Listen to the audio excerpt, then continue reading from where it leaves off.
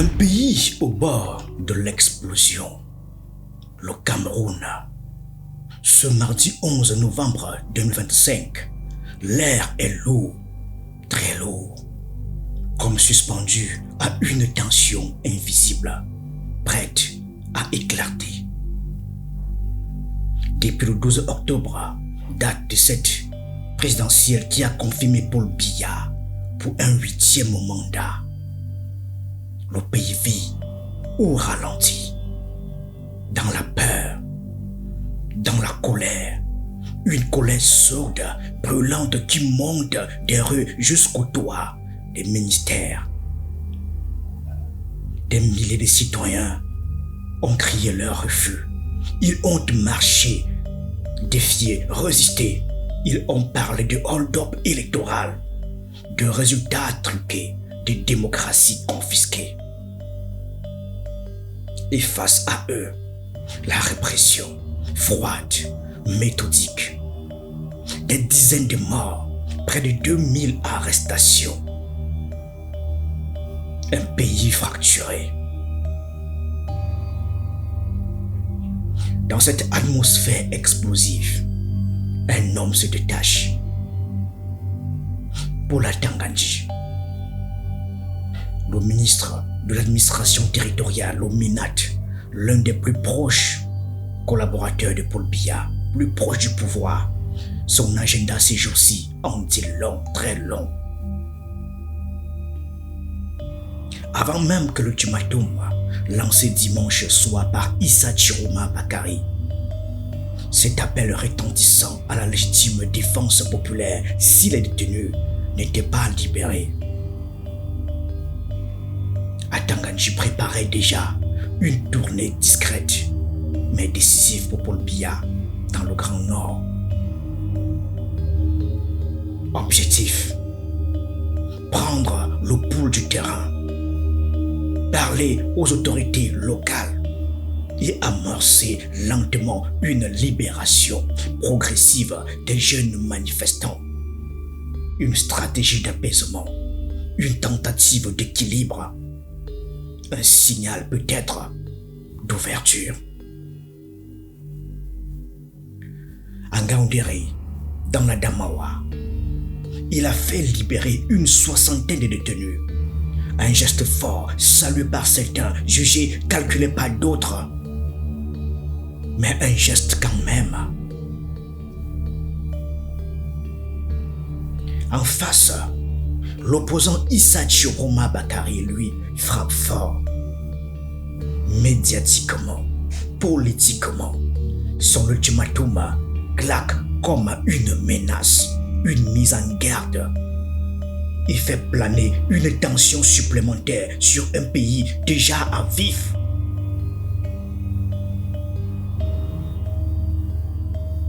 Deux dynamiques s'affrontent ici. D'un côté, un pouvoir qui veut reprendre la main, imposer le calme, restaurer la paix. De l'autre, une opposition qui refuse d'abdiquer, portée par une colère populaire toujours vivante. Et pendant ce temps, Paul Biya, réinvesti, se présente comme le garant de la stabilité. Mais la stabilité, aujourd'hui, semble plus fragile que jamais. Le Cameroun est à la croisée des chemins, entre autorité et contestation, entre peur et espoir, entre ce qui se brise et ce qui résiste encore. Dans ce silence où chaque jour apporte son lot de tensions et d'incertitudes, la presse s'empare de la crise et nous offre ce matin son premier regard. Émergence ouvre le bal avec un ultimatum qui pourrait tout changer. Ultimatum à Paul Biya, le plan de Chiroma, les non-dits de cet ultimatum. L'annonce d'un ultimatum de 48 heures lancé par Issa Chiroma marque un tournant dans la crise post-électorale au Cameroun. Dans une vidéo publiée dimanche soir 9 novembre 2025, L'opposant, officiellement deuxième de la présidentielle du 12 octobre dernier, revendique toujours la victoire. Il refuse de reconnaître la réélection de Paul Biya pour un 8e mandat. Ce plan soigneusement calibré vise clairement à faire monter la pression sur le gouvernement. Il exige la libération immédiate et sans condition de tous les détenus politiques arrêtés lors des manifestations post-électorales.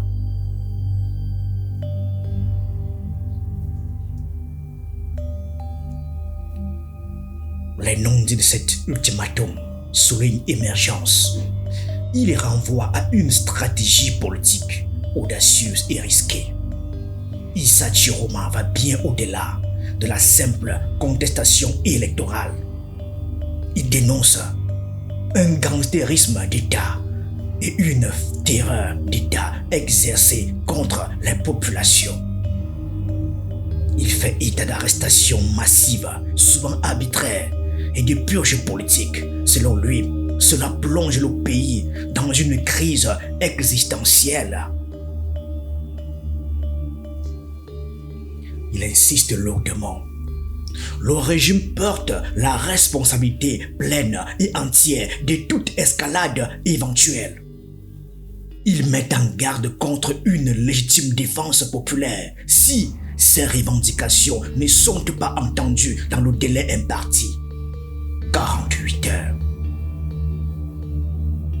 Cette déclaration est lourde de menaces politiques et sociales. Elle marque un point de non-retour dans une crise qui a déjà fait des dizaines de morts et près de 2000 arrestations selon des ONG. Le ton de Chiroma est dur. Il dénonce un gangstérisme d'État, un terrorisme d'État caractérisé par une répression systématique des purges politiques et des arrestations arbitraires dans tout le pays. Ainsi, il ne se contente plus de contester les résultats. Il appelle à une remise en cause violente du pouvoir en place. Il incarne la radicalisation d'un paysage politique déjà fracturé.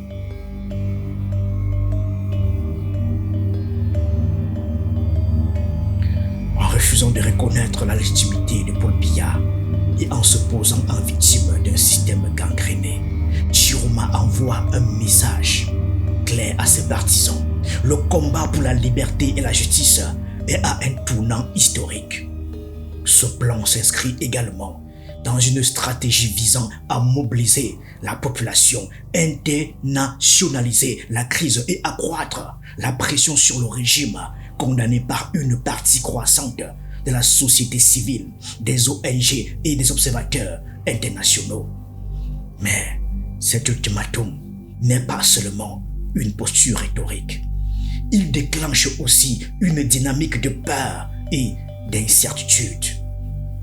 Alors que le gouvernement tente d'assurer un contrôle sécuritaire renforcé, la menace d'une escalade insurrectionnelle plane sur le pays. Le régime Biya, déjà vieillissant et contesté par sa longévité, se retrouve face à une tempête politique dont l'issue reste incertaine. C'est dans ce contexte que l'ultimatum de Chiroma devient un véritable défi lancé au pouvoir en place. Il révèle l'enjeu crucial d'un Cameroun à la croisée des chemins où la fracture politique se transforme en fracture sociale avec des conséquences potentiellement lourdes pour la paix et la stabilité nationale. Cette une du journal Émergence illustre toute la complexité et l'enjeu de ce moment clé. Mais derrière la colère et les menaces, il faut aussi lire la stratégie. Grand Angle analyse cette posture, décortique la ruse et nous invite à comprendre les calculs politiques qui se jouent sur la scène camerounaise.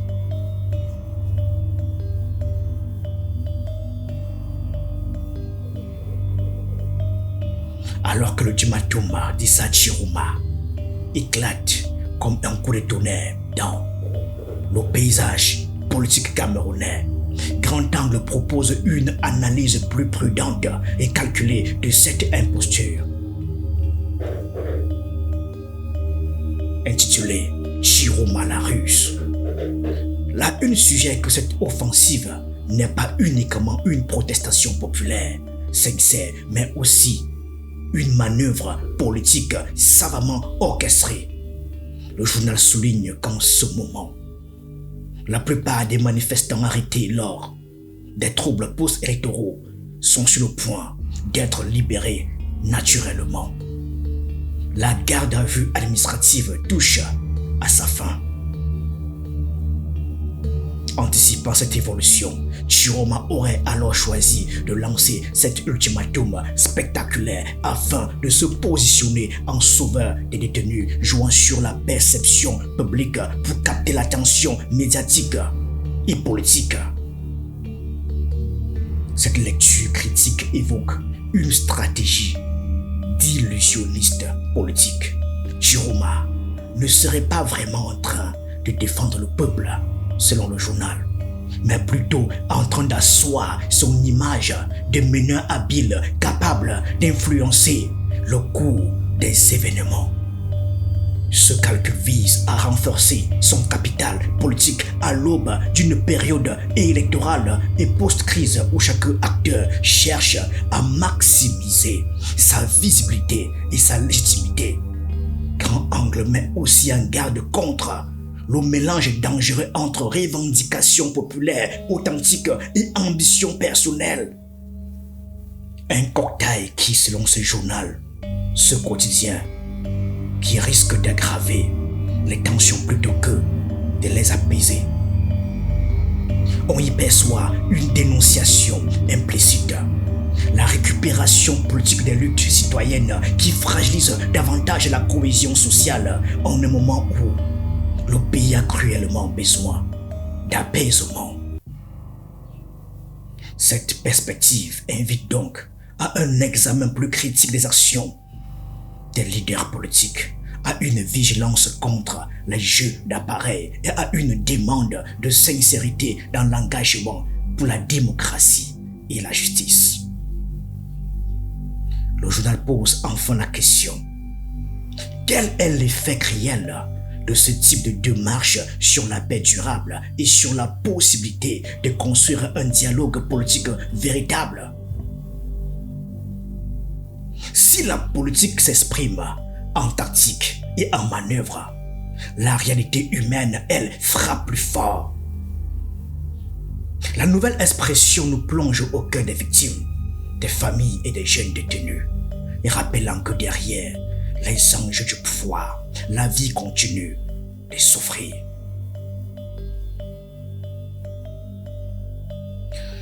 Le Cameroun traverse une crise post-électorale. Violence, arrestation, peur, suspense. Et dans ce chaos, la nouvelle expression propose un regard essentiel, celui des ONG, pour comprendre ce que vivent vraiment les Camerounais. Philippe Nanga, représentant de Un Monde à venir, livre des révélations saisissantes. Depuis la présidentielle du 12 octobre, la répression a été massive. Près de 2000 manifestants ont été incarcérés à travers le pays.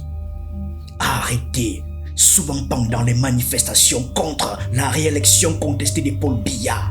L'ONG parle aussi d'une trentaine de morts dans différents affrontements entre manifestants et forces de sécurité. Un bilan qui contraste avec le silence officiel. Le déni du gouvernement nourrit l'inquiétude et pose de sérieuses questions sur le respect des droits humains. Cette crise révèle une fracture profonde entre la société civile et les institutions de l'État. La contestation politique devient crise sociale. L'ONG insiste, un dialogue urgent s'impose. Une enquête indépendante est nécessaire pour faire la lumière sur les violences et sanctionner les abus. Derrière les chiffres, il y a des visages, des familles en détresse, des jeunes incarcérés parfois injustement et un impact durable sur la cohésion nationale. La nouvelle expression alerte, il est difficile pour les Camerounais de trouver un terrain de réconciliation dans ce climat de peur et de méfiance. Pourtant, au milieu de cette crise, certains signes montrent que le pays peut respirer à nouveau. Dans le fief de Chiroma à Garoua. Dans le fief de Chiroma, Garoua nous offre aujourd'hui un souffle d'espoir. La vie reprend, les enfants retournent à l'école et la normalité refait doucement surface. Après des semaines de tension post-électorale, dans ce fief de Chiroma, où la vie quotidienne avait été complètement paralysée, Mutation rapporte un signal fort. La vie reprend à Garoua. Hier, le gouvernement de la région a appelé les parents. Renvoyez vos enfants à l'école. Un geste simple, mais chargé de signification politique et sociale. Cette rentrée scolaire n'est pas qu'un retour aux classes. Elle symbolise le retour à la vie normale. Un premier souffle après des semaines de paralysie et un signe concret que la crise post-électorale recule, même dans un lieu où les tensions étaient les plus vives d'ailleurs. Écho du terrain, familles, élèves et enseignants reprennent peu à peu leur routine, retrouvant force et espoir. À Garoua, le fief de Chiroma, la vie reprend et avec elle, la promesse d'un apaisement possible.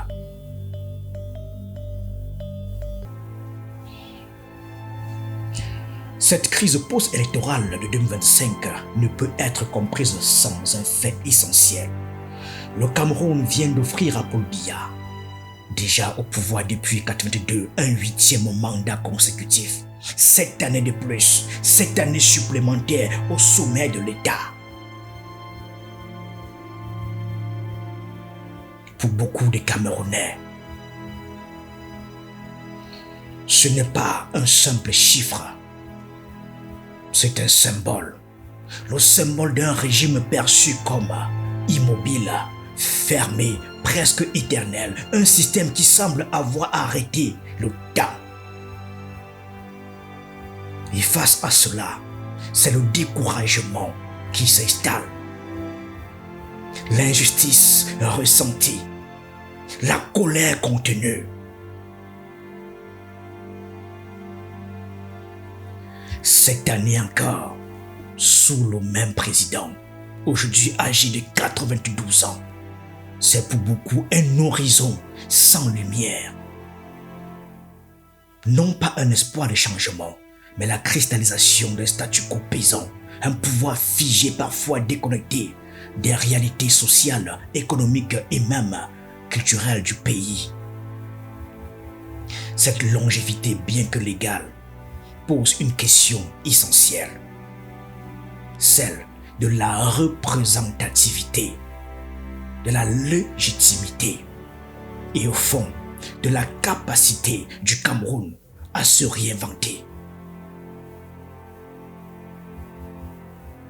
Le ultimatum d'Issa Chiroma Bakary, les fous descendus dans la rue, les violences, les arrestations, tout cela traduit un même cri. Tout cela traduit un même cri, un mal-être collectif. Ce n'est pas seulement une contestation électorale. C'est un rejet profond d'un pouvoir qui semble ne jamais finir. Ce 8e mandat n'est pas perçu comme une victoire politique, mais comme un blocage historique. Et ce blocage, le pays le paye cher aujourd'hui.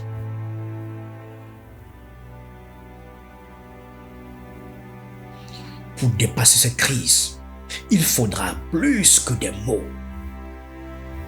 Plus que des gestes d'apaisement, il faudra une réforme politique sincère, un dialogue vrai, un espace où toutes les voix, y compris celle de la jeunesse, puissent enfin se faire entendre.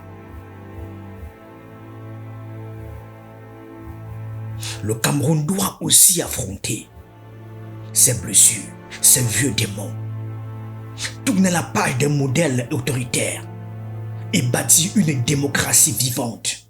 Une démocratie où le changement n'est pas une menace, mais une promesse.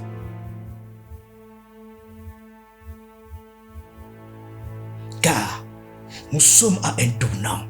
Le pays a deux chemins devant lui. S'enfermer dans une confrontation sans fin ou ouvrir la voie d'un compromis courageux fondé sur la justice, la transparence et le respect des droits humains. Oui, le poids du passé est lourd, mais le futur, lui, ne demande qu'à être écrit avec audace et détermination. Ce 8e mandat n'est pas juste un nouveau chapitre politique. C'est un fardeau que le peuple doit porter, un poids historique. Mais dans ce poids, il y a peut-être aussi une chance. La chance d'une prise de conscience, d'une mobilisation, d'un réveil. Si le Cameroun ne cède pas à la résignation, alors ce fardeau